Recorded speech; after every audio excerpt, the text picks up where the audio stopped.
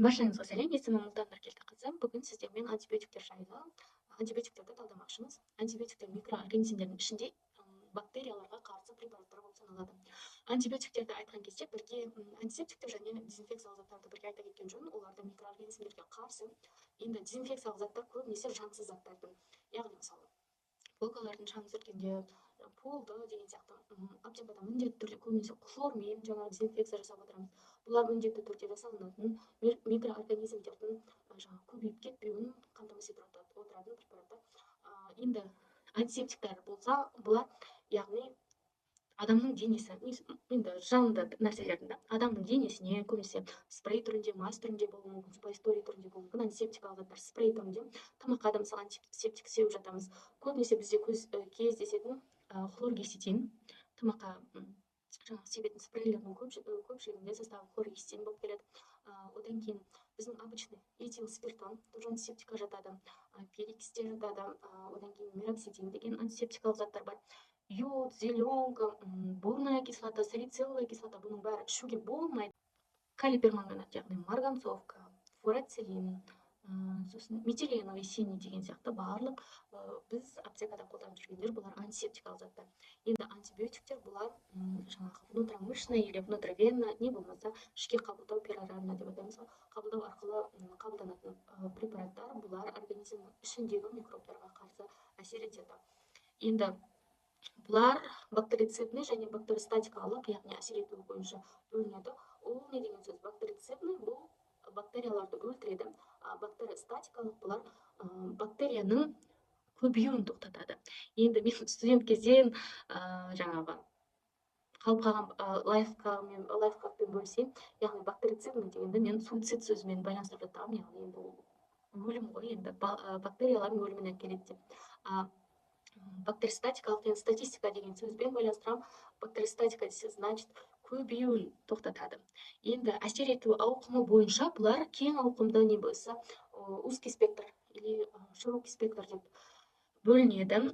Широкий енді аттар айтып тұрғандай, негізі широкий болса, яғни көптеген бактериялардың түрін өлтіреді. Узкий болса, белгілі бір, мысалы, грамм положительный или болмаса грамм отрицательныйға ғана әсер етеді деп.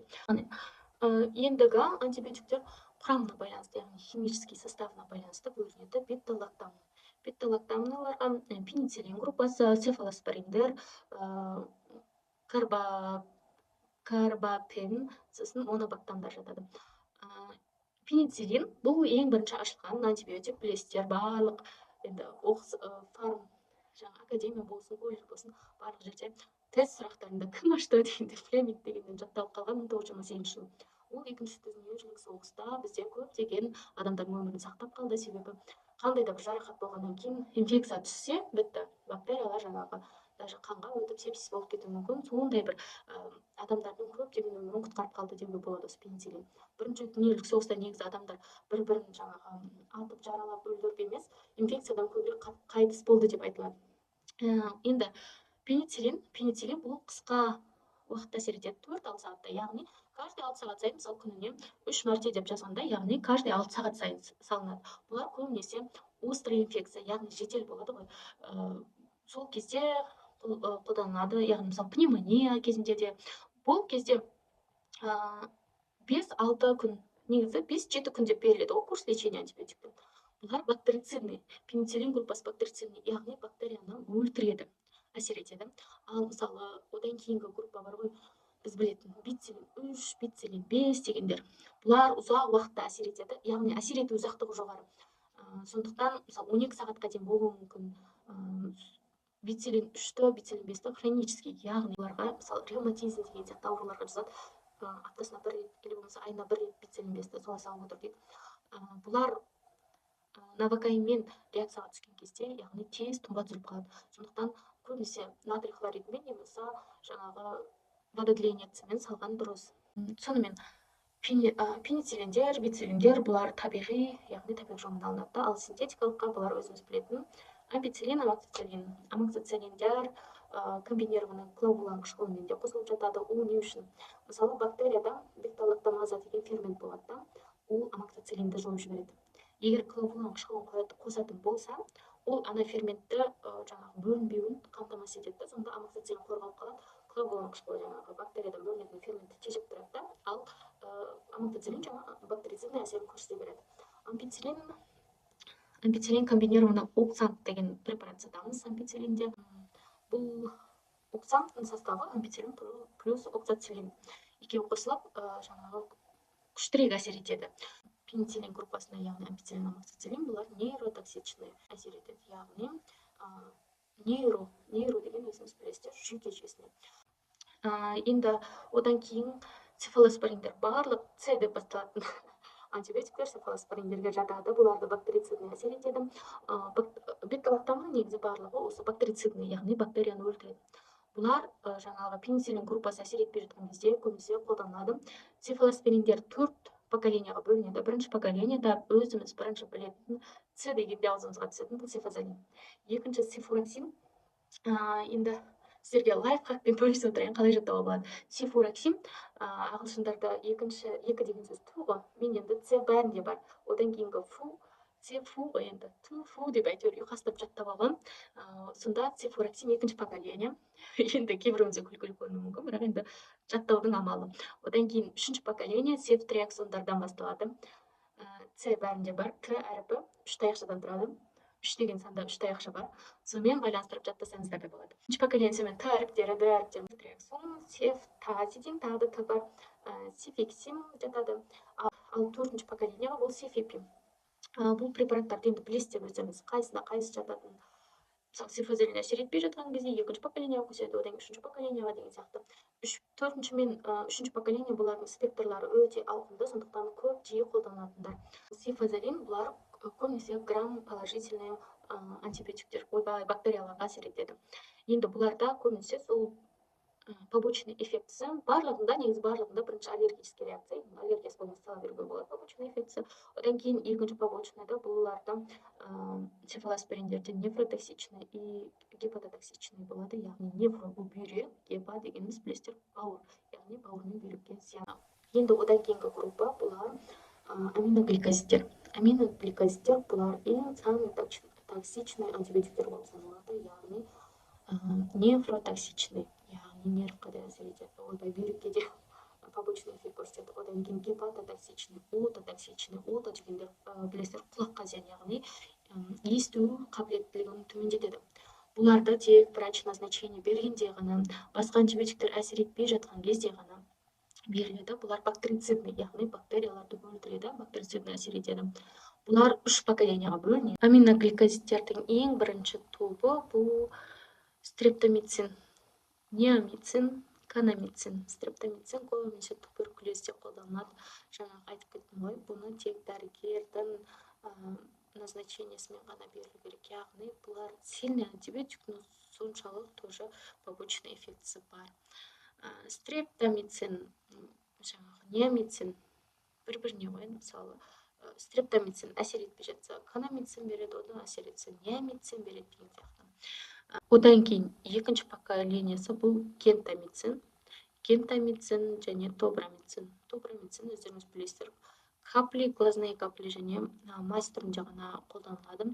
Бұлар жаңағы біздегі бірінші поколение көмектеспей жатқан кезде екінші поколенияға көшеді.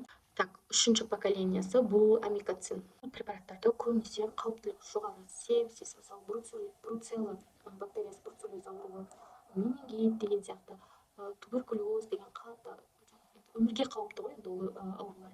Осы кезде қолданылады. Бұл препараттарды қолданған кезде фуросемидпен қолдануға болмайды.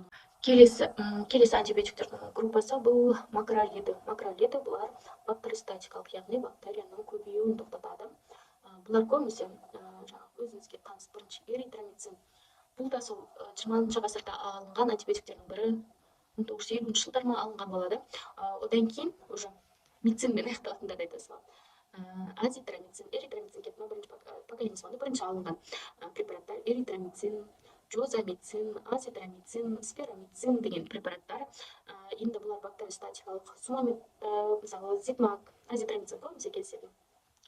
Эритромицин көбінесе қазір көптеген адамдарда уже ол препарат әсер етпейді, яғни сіздер білесіздер, уже резистентность дейді ғой, резистентность пайда болып қалған, сондықтан көп бұл қолданылмай жүр. одан кийинки группаларга көбүшүп жатат, жаңы жузамицин составпен или болбосо азитромицин менен. Булар эми лоор органдар, яғни острый инфекция дейді ғой, яғни жедел инфекциялыктар. Булар ар кетсе 3-5 күн гана лечение болады. Себеби неде? Острый инфекция кезинде силерге мындай айта кетейин, бактериялар көбөйүп, активный көбөйүп жатады ғой. Сол кезде әсер ететін болса, енді мысалы өзіңіз білесіздер, беременный әйелдерде мысалы иммунитеті әлсіз болады ғой. Сол сияқты мысалы көбейіп жатқан бактериялар да әлсіз болады екен да. Егер сол кезде антибиотик беретін болса, олар тез жойылады екен. Бұлар бактериостатикалық, яғни көбеюін тоқтатып тұрса да, жаңағы көптеген аурулар жасалады. Лор органдары, яғни ринит, синусит деген сияқты ангина бактериялық, олардың бәрін емдей алады. Сондықтан мысалы 3 күн сумамед деген сияқты мысалы азитромицин составтарымен бұлар ары кетсе 3 күн ғана лечение береді, яғни активный көбею сатысында бұларды беріп жіберген кезде көбеюін тоқтатады, тез жаңағы бактериялармен күресе алады.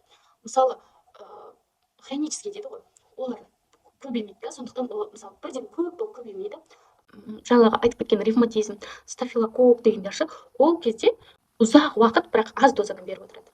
Ликтер стафилококктарға, лорға, хламидияларға да әсер ете береді. Клоритромицин побочный эффектілері клоритромициннің ішінде бұларда ототоксичный. Негізі барлық антибиотик гепатотоксичный деп айтсаңыздар қателеспейсіздер, өйткені бәрі бауырға барады ғой. Бірақ бұлар кішкене самый безобидный антибиотиктер болып саналады қазіргі заманда. Бірақ жиі қолдануға байланысты бұған да резистентность, яғни бактериялар бұған үйреніп алды. Резистентность неге жаман? Мысалы, сіз өзіңіздің ғана денсаулығыңыз басқаның да денсаулығына әсер ете аласыз резистентность арқылы. Сіз мысалы инфекция жоқ деп қоясыз. Оған ана антибиотик берсін, олар уже біліп алды, мен қалай күресетінін, иммунитет түзеді ғой оларда уже. Олармен қалай күресетінін біліп алды. И сондай ақпараты бар инфекцияны сіз басқа біреуге мысалы жөтел арқылы, жүгіру арқылы бердіңіз. Ол антибиотик мысалы бұрын ондай сильный антибиотик ішіп көрмеген, бірақ өзінің обычный мысалы ампицилин группасынан біреу ішейін десе, ол уже әсер етпейді. Өйткені ол сіз басқа адамнан барған инфекция, уже олда ақпарат бар ампицилинмен қалай күресетінін. Ол да сильный антибиотик ішуге тура келеді. Сондықтан негізі ойнамау керек резистентностьпен. Себебі бір-біріне әсер етеді адамдар, бір-біріне. Мысалы қазіргі ангиналар деген сияқты бұрынғыдай әсер етпейді жай. Ендігі антибиотиктің тобы бұлар тетрациклин. Тетрациклинде 2 препарат бар. Бұл тетрациклиннің өзі және доксициклин. Бұлар бактериостатикалық, яғни бактерияның көбеюін тоқтатады. Тетрациклин сифилис ауруының бар. Сифилис ауруының резервный лечениесіне тұрады, яғни басқа препараттар әсер етпей жатқан кезде осы тетрациклин қолданады деген сияқты. Бұл дизентерияға да әсер етеді. Бұл 8 жастан жоғары қолдануға болады. Доксициклинді бұл 12 жастан жоғары қолданылады. Кальциймен, магниймен, темір препараттарымен бірге қолдануға болмайды. Одан кейінгі группа бұл линкозамиды. Енді ол линкомицин және екіншісі клиндамицин. Бұлар узкий спектр.